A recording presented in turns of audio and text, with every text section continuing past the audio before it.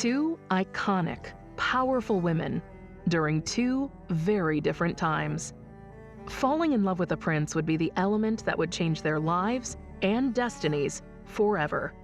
Was it really worth giving their lives as Hollywood stars away for love? Grace Kelly, Her Serene Highness Princess Grace of Monaco. Grace Kelly is one of the most admired and iconic women in the world. She is forever remembered as a standard of beauty, style, and grace.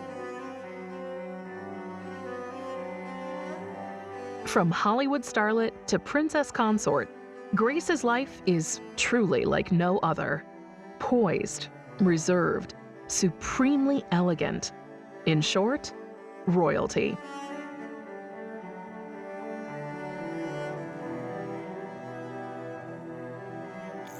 Meghan Markle, Duchess of Sussex. First, she became a UN women's advocate and traveled to India and Rwanda on humanitarian missions. After a few dates with a prince, everything changed. Meghan and Harry's relationship led to an avalanche of tabloid interest, some of it tinged with racism. In the weeks before their wedding, they were the victims of harsh online attacks, as well as optimism for the future. Meghan's rise to the top of British society revealed some deep-seated issues in a multicultural country. Meghan wouldn't compromise her authenticity despite any criticism she received. After the wedding, it was clear that Meghan excelled in the role of royal senior. Grace and Meghan are the Hollywood princesses.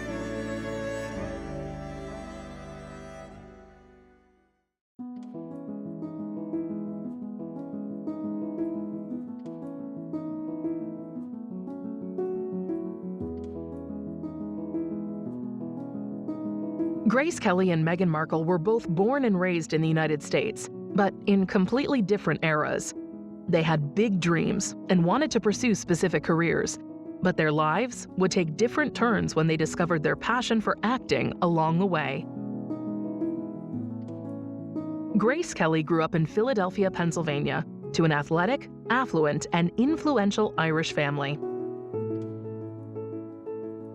She spent her childhood surrounded by her siblings. The family had 4 children. Peggy, the eldest, was the father's favorite. John Jr., the only son. Elizabeth, Lizanne, the youngest. And Grace, who always stayed in the background and seemed to be a shy girl. Both Grace's parents came from a sporting background. Her mother, Margaret, was the first coach of women's teams at the University of Pennsylvania, while her father, John, was a triple Olympic champion. Uninterested in sports, Kelly was determined to forge her own path.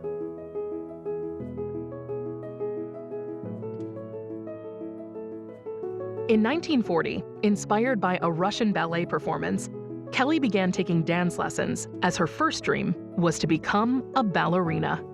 However, she was unsuitable due to her height, but determined to follow a different path to her athletic family. She turned her dreams in a new direction. She decided she wanted to become an actress at a young age and studied acting, primarily theater, at New York City's American Academy of Dramatic Arts.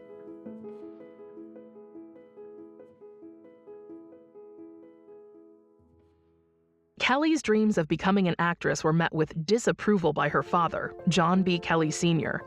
He had decidedly old-fashioned views about the vulgarity of the stage and screen, despite the success of his brothers, actor and vaudeville comedian Walter C. Kelly and George Kelly, director and playwright. She almost didn't make it into the academy as the school had already filled all available openings, but Kelly's Uncle George stepped in to urge them to accept her.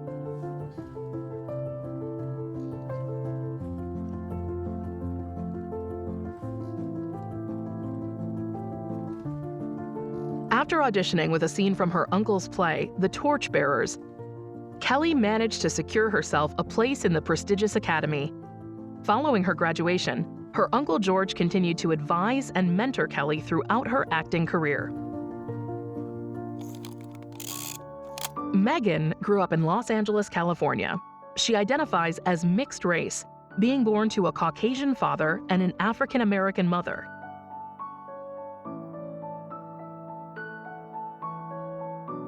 Meghan's father, Thomas, has worked as a lighting director as well as director of photography on numerous projects, and used to take Meghan along on set sometimes when she was growing up, which could have potentially sparked her interest in the world of acting and film.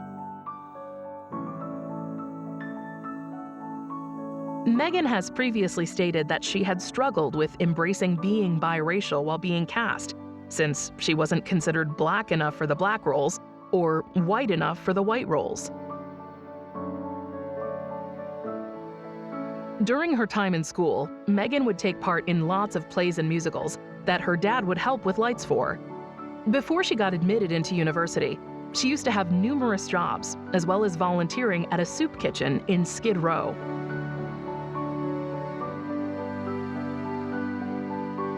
After her junior year, she got an internship as a junior press officer at the American Embassy in Buenos Aires with the help of her uncle, and even considered a political career, but she didn't score enough on the test. In 2003, she earned a bachelor degree with a double major in theater and international studies.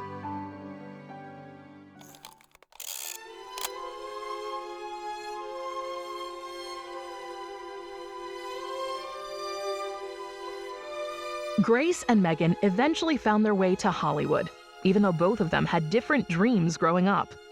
Their hard work and dedication paid off as they secured important roles in the world of cinema. Lovelier face than that belonging to a young and beautiful Philadelphia belle known to the world as Grace Kelly. While working as a fashion and photographer's model, Hollywood had discovered her. And she, in turn, took Hollywood by storm. Kelly worked as a stage actress and model before moving to Hollywood. At her father's insistence, she lived at the Barbizon Hotel for Women in Manhattan. She was hired as a model, and some of her first modeling jobs were commercials for bug spray and cigarettes.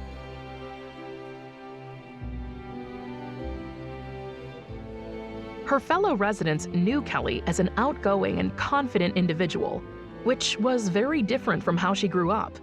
Kelly's start in the industry was slow, however. By 1953, she had secured supporting roles in her first big Hollywood films. Her family and friends, who never thought of her as being anywhere near movie star material, were stunned when they saw her on the big screen for the first time.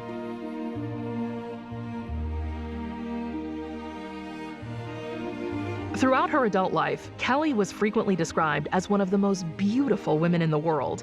But she wasn't considered particularly attractive in her younger years, even after landing some work as a model. Kelly's start in the film industry was slow. Although her films were successful, her performances were often reviewed as unexciting by critics. Alfred Hitchcock described her early performance in High Noon as rather mousy and lacking animation, claiming that it was only in her later films that she really blossomed and showed her true star quality.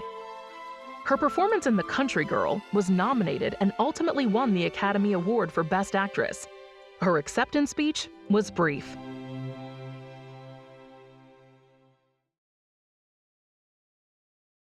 The thrill of this moment keeps me from saying what I really feel.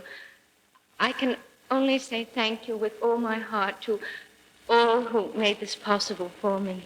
Thank you. She had many award nominations, including in 1956, when she won the Golden Globe's Henrietta Award for World Film Favorites. Meghan took on a calligrapher job in order to be able to support herself in between acting roles. She started by getting small roles or guest appearances on different shows, her first appearance being on a show that her father was lighting director for. After being on a few episodes of shows like Fringe, Century City, The War at Home, she landed her biggest role in the TV series Suits. Meghan was on the show from 2011 to late 2017. This role would be the one that would help her make a name for herself. Both Grace and Meghan happened to meet the men that would become their husbands through mutual friends who suggested they should be introduced to each other. Their friends could tell right away that the princes would be great matches for them. In the spring of 1955, Kelly was asked to join the United States Delegation Committee at the Cannes Film Festival in France. While on the train to France, Kelly met Olivia de Havilland and her newlywed husband, Pierre Galante, an editor at Paris Match magazine. They immediately suggested introducing Kelly with a young Prince of Monaco. She immediately agreed, but made the highly professional proviso that such a meeting must first be approved of by the studio sponsoring her visit to Cannes. Although this meeting didn't go as smoothly as intended, with issues of timing for the meeting and labor strikes shutting down the city's electricity, when she finally arrived at the palace, the delay caused her to miss the prince. So instead, Kelly was given a tour of the palace without him. Thankfully, the prince arrived before Kelly had to leave, and Prince Rainier III of Monaco decided to give her a tour of his gardens. The two walked ahead of their entourages, chatting with one another in his garden, while Paris March documented the meeting in photographs.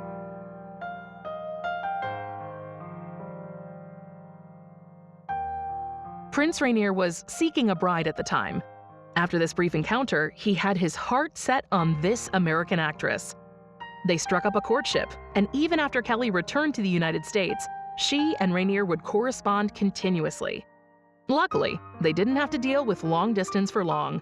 Rainier had a diplomatic tour that brought him to the US, where he met with Kelly and her family.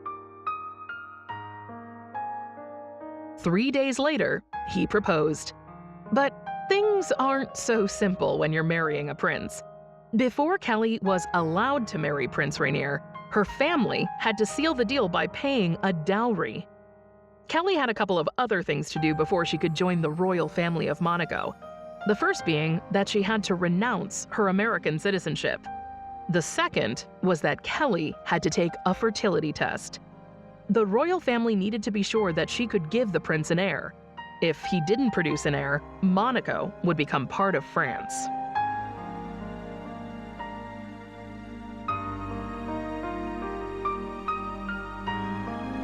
In 2016, Misha Nonu, a mutual friend and fashion designer, set up Prince Harry and Meghan Markle on a blind date. They kept their relationship very private for a few months, until the press caught wind of it. The royal was reported happier than he has been for many years.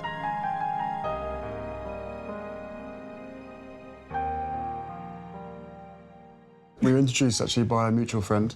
It was through her, and then we met once and then twice back to back, 2 dates in London last July. Yes. Beginning of July. They had their first date at Soho House in London in 2016.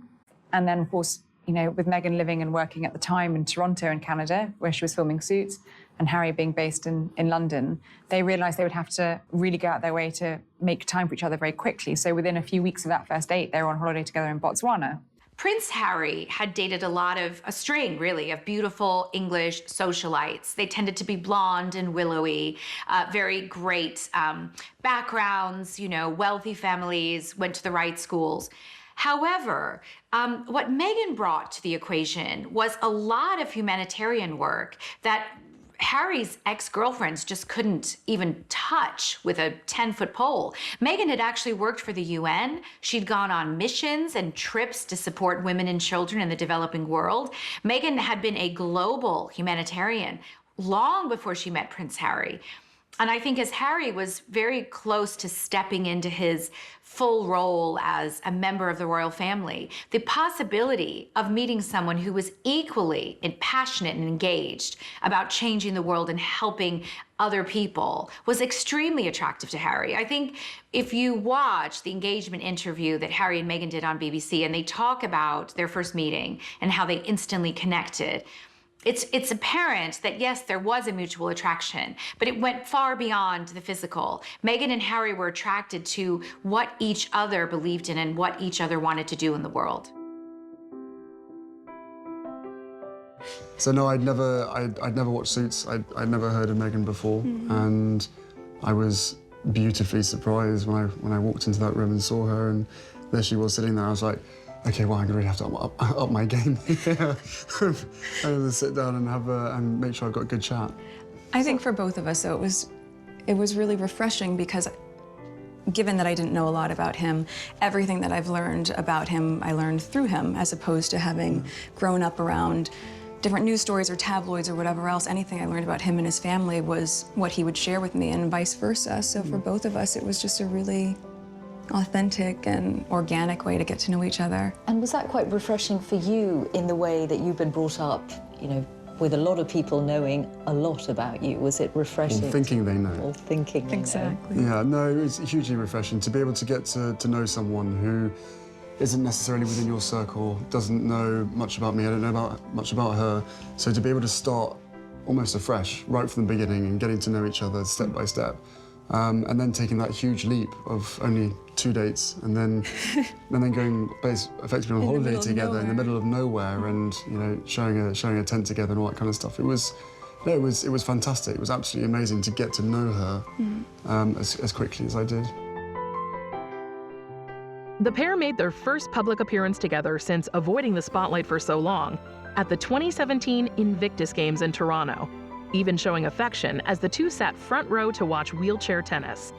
I think Meghan had quite a difficult initial period after their relationship was confirmed, and we know this because Harry issued a statement defending her and sort of warning people off. You know, she described it as disheartening and discriminatory, but Harry himself mentioned sort of racial undertones, which is pretty upsetting for anyone concerned. And I think, you know, it is a difficult situation when you're thrust into the glare of media interest.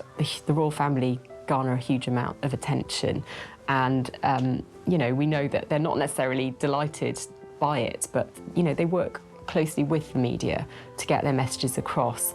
But I think nothing prepared Harry and Meghan for the wave of interest that followed the announcement of their relationship.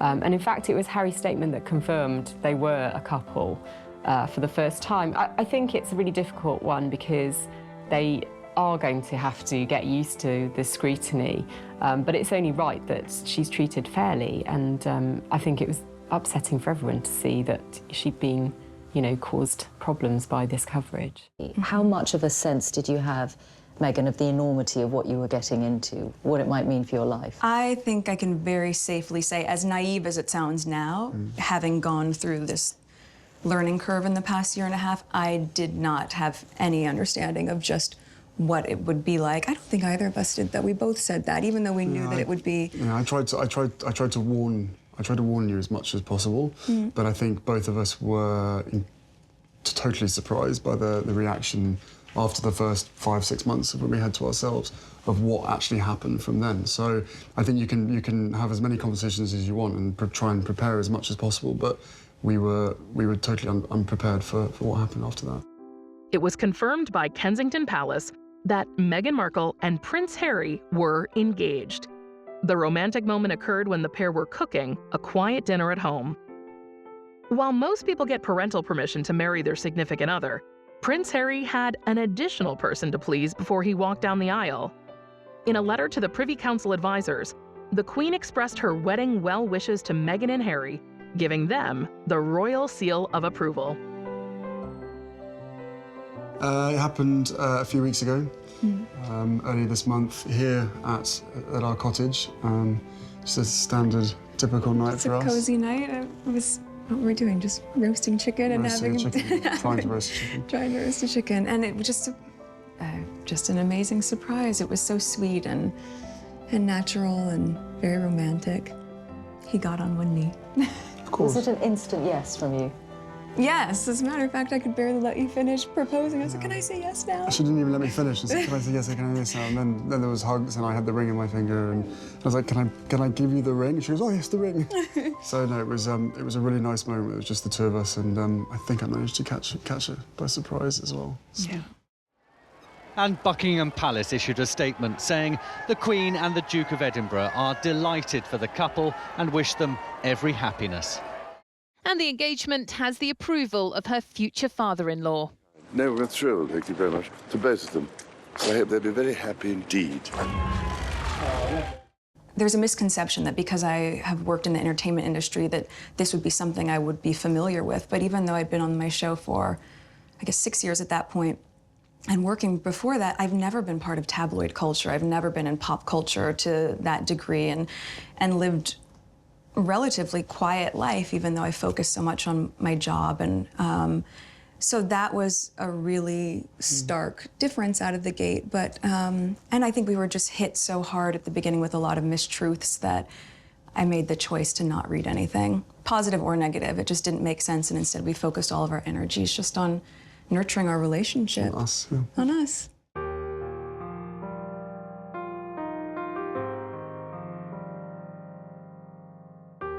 Both royal weddings have been closely followed by the public, who waited to find out every little detail. While Meghan and Prince Harry's wedding was watched by almost 2 billion people, Grace and Prince Rainier's wedding was watched by 30 million people. MGM wanted to broadcast it in exchange of releasing Grace from her contract.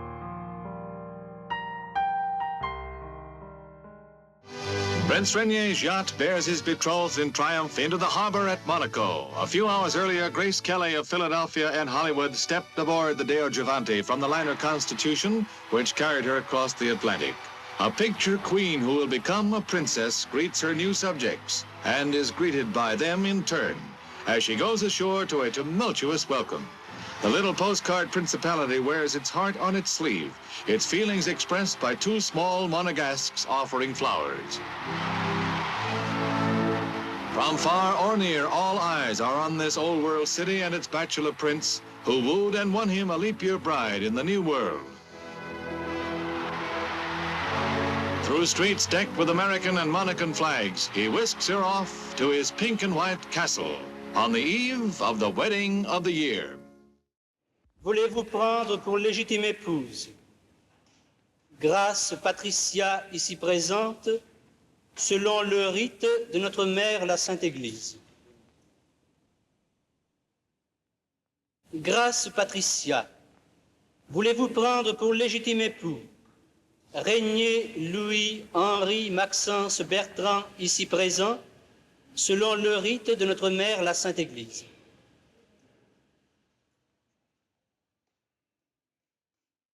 Ego conjugum vos in matrimonium, in nomine Patris, et Filii, et Spiritus Sancti.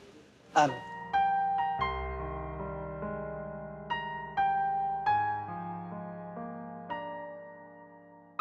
The Napoleonic Code of Monaco and the laws of the Catholic Church necessitated 2 ceremonies, both a civil ceremony and a religious ceremony.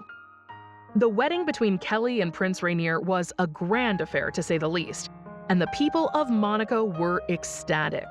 Thousands of them lined the streets to greet their new 26-year-old princess following the nuptials, a day no one would forget. The wedding was called the Wedding of the Century and is still considered one of the most beautiful weddings ever. Despite the public popularity, not a single crowned head attended the marriage, synonymous with their status within royal circles. However, it wouldn't take long for the newly crowned princess to change everything.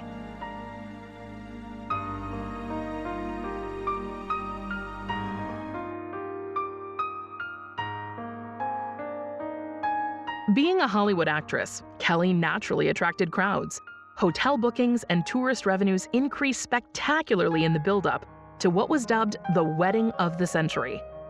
By 1961, the attraction was no longer Monte Carlo or the casinos, but the export princess of Monaco that was Grace Kelly. 5 years after the Wedding of the Century, Monaco's business turnover had reached $128 million, a 400% increase in 10 years.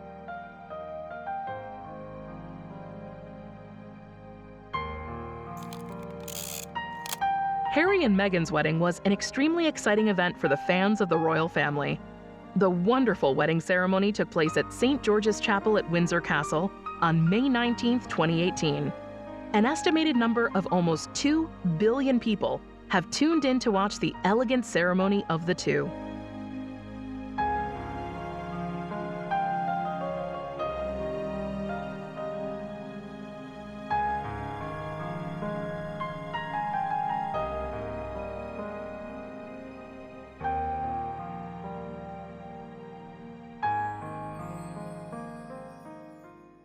Everyone was excited. The crowds were enormous. As you came up that very famous park, it was mobbed. I mean, both sides of where their carriage was going to go was thousands and thousands of people stood back to back, ready to cheer them on. The applause, the cheers as they drove through Windsor were deafening. There was a tremendous amount of love and support for Meghan and Harry on their special day.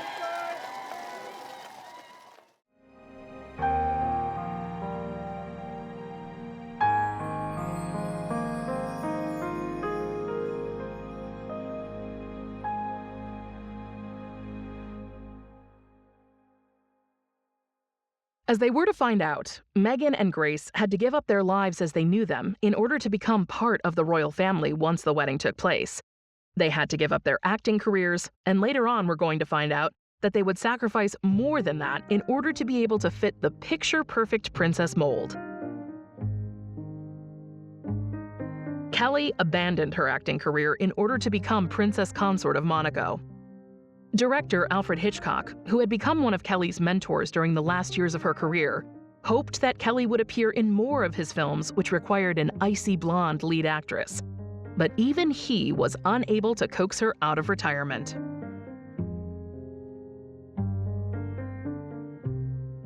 Allegedly, Hitchcock planned to use 1962's Marnie as Kelly's big comeback to the silver screen, and the princess agreed to take the part.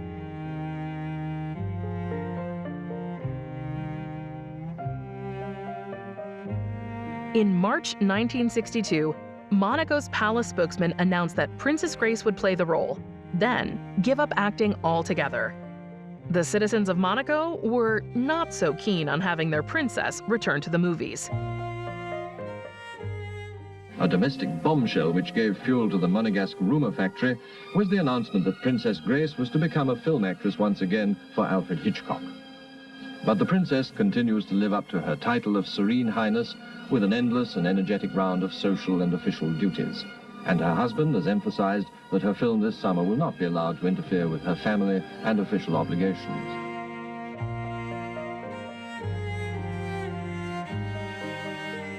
In April, Kelly announced that she was withdrawing from the production, ostensibly due to scheduling difficulties. Following the end of her film career, Kelly performed her daily duties as a royal princess and became involved in philanthropic work. As Princess Consort, she served as president of the Garden Club of Monaco, president of the Red Cross of Monaco, and president of the organizing committee of the International Arts Foundation. Kelly loved flowers, a passion that began in her hometown of Philadelphia and bloomed throughout her life. Kelly was an established expert on flowers and conducted classes on floral arrangements. In 1968, her love of flowers led her to establish the Garden Club of Monaco. Since retiring as an actress, Kelly rechanneled her creativity in creating pressed flower collages. Her knowledge of flowers soon evolved, and she was soon designing and making pressed flower arrangements. Now, the Duchess of Sussex, Meghan, didn't waste any time settling right into the family. On July 10th, just 2 months after they tied the knot, Harry and Meghan appeared on the balcony of Buckingham Palace alongside Her Majesty the Queen and other members of the royal family. The family were joining in celebrations for a historic flyover to mark the historic 100-year anniversary of the Royal Air Force.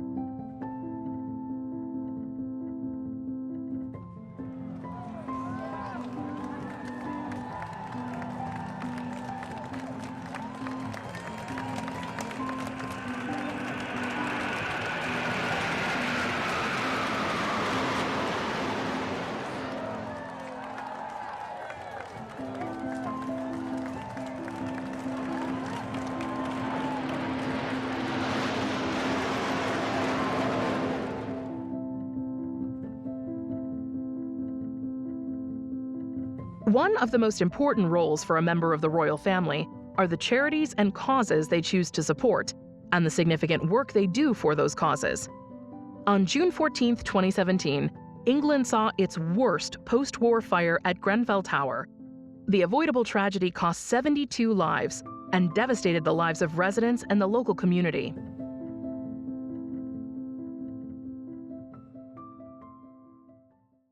As I was settling into my new home of London, I met a group of women whose community had been affected by the Grenfell fire. They had decided to get together to cook fresh food for their families and their neighbors. After the fire, it was somewhere where they could make food to take back to their hotel room where you don't have facilities to cook. It was sort of comforting to be able to do that, and the kitchen gave them the opportunity to do it.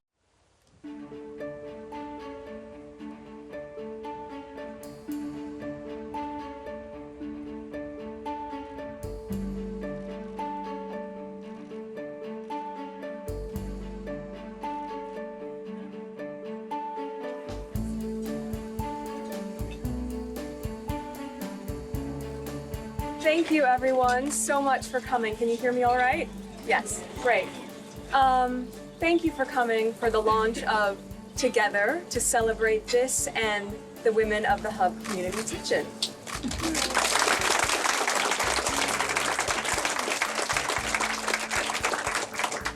Working on this project for the past 9 months has been a tremendous labor of love. I had just recently moved to London, and I felt so immediately embraced by the women in the kitchen, your warmth and your kindness, and also to be able to be in the city and to see in this one small room how multicultural it was. On a personal level, I feel so proud to live in a city that can have so much diversity. It's 12 countries represented in this one group of women. It's pretty outstanding. I said in the foreword that this is more than a cookbook. And what I mean by that is the power of food is more than just the meal itself. It is the story behind it. And when you get to know the story of the recipe, you get to know the person behind it. And that's what we're talking about in terms of coming together to really engage and talk and to be able to celebrate what connects us rather than what divides us. That, I believe, is the ethos of Together. So to the women of the Hub Community Kitchen, thank you so much for allowing me to be part of this adventure with you. I'm so privileged to know you. I'm so excited to see the projects you're going to continue to do in your own community, the community at large, and also how you're going to inspire people globally by sharing your stories and your recipes. It's so impactful. We can see just in a few days alone, and the book's not even out yet, what you've been able to do. That's a testament to what this means to people, and I'm so proud of you. So on that note, I know some of you started eating, as you should. I'd be the last one to want the food to get cold. So please enjoy a beautiful lunch. Another round of applause for the women of the Hub Community Kitchen. Cheers.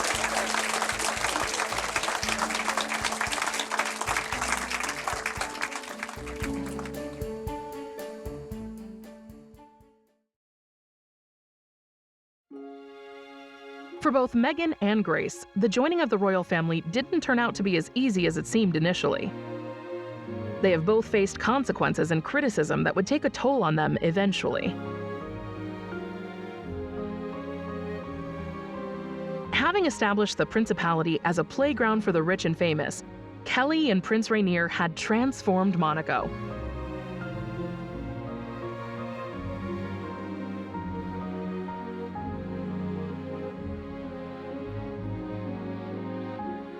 Afraid of the growing threat of Americanization on the purity of French culture, de Gaulle was very resentful that those closest to Prince Rainier were all Americans.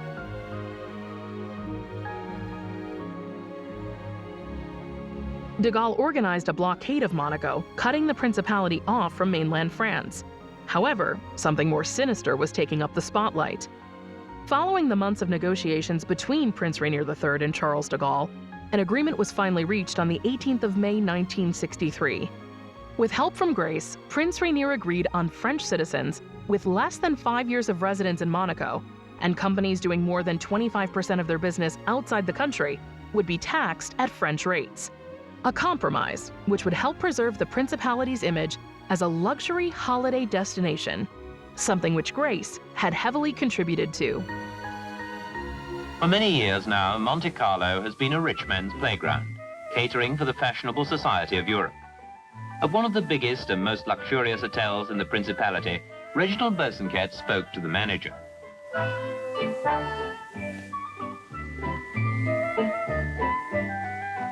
We sincerely hope that English clientele will come down very soon to enjoy this small paradise. Is it very expensive to spend a holiday in Monte Carlo? Well, of course, it is a bit expensive, but you get some facilities because we have a certain difference of prices in very good places. And of course, people can come at the Hotel de Paris, which is the most expensive, but they can go to other places which are very reasonable and enjoy just as well their holidays. It is rumored that Grace's insistence on only speaking French to Charles de Gaulle may have contributed to the compromise. Grace's determination to integrate into Monaco society saw her attempting to speak French from the outset, giving her first full French interview in 1959. Oui, les transitions sont toujours difficiles.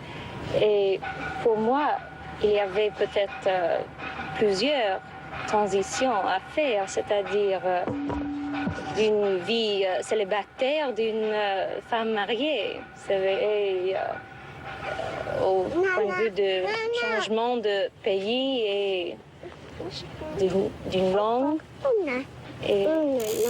The Duke and Duchess of Sussex have undertaken a public relations blitz, recently appearing in a buzzy primetime interview with Oprah Winfrey that drew millions of viewers. In the interview, the couple discussed mental health issues, and the Duchess said she had suicidal thoughts after marrying into the British royal family.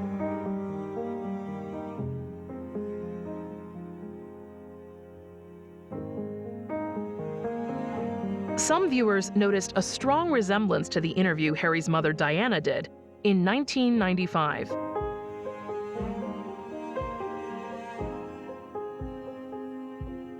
Interview topics included their courtship, wedding, sex of their second child, Meghan's suicidal thoughts, and a shared feeling of abandonment in terms of financial and emotional support.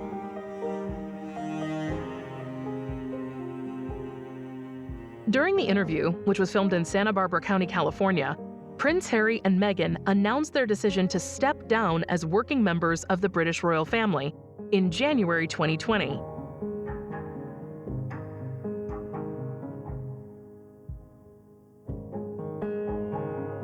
Meghan criticized the British monarchy as an institution, while both Meghan and Harry said that an unidentified member of the royal family made some comments about their son Archie Mountbatten Windsor's skin color. Harry's estrangement from his father Prince Charles and brother Prince William were also discussed, as well as a royal title for Archie.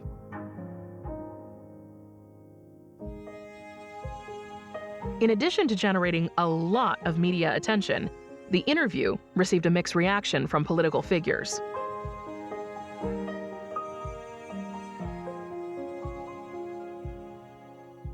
Both Meghan and Grace are strong feminine icons that have followed their hearts while still managing to not let anyone change their dreams, aspirations, and beliefs. Leaving a lasting legacy as a theater artist, television actress, and iconic Hollywood star, Kelly's life would go on to inspire millions around the world, transforming herself from a young stage actress to a household name. The Hollywood starlet who became Monaco's beloved princess against all odds.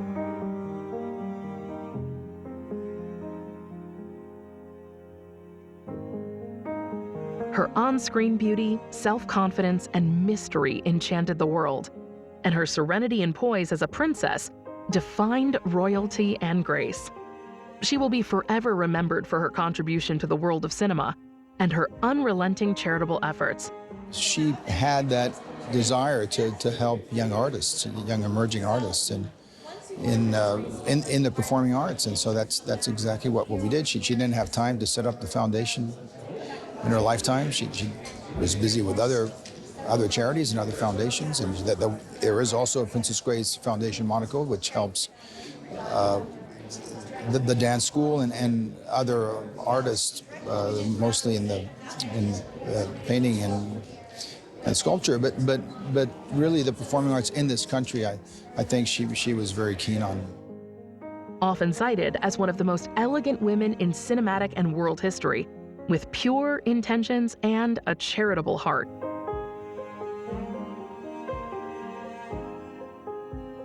After all these years, it seems like one of her wishes has been granted by history. I would like to be remembered as someone who accomplished useful deeds and who was a kind and loving person. I would like to leave the memory of a human being with a correct attitude and who did her best to help others. When it comes to Meghan, even when the media try to stir up a storm around the Duchess of Sussex, she always comes out on top, smiling and looking more confident and gorgeous than ever. Much as Grace Kelly has done, Meghan Markle has shown the world that she is very much a strong, modern woman throughout her whirlwind romance, fairy tale wedding, motherhood, and beyond. She is an inspiration to women everywhere. With honesty, empathy, and ambition, she took on the challenges of going from Hollywood to Windsor and grew more popular and loved. Meghan's royal journey may have been short, but there is no doubt that she has done it gracefully. By believing in being themselves, Grace and Meghan have shown the world that handling everything with elegance, grace, and kindness can slowly change the world. They have both dedicated themselves to charity causes and have changed numerous lives for the better.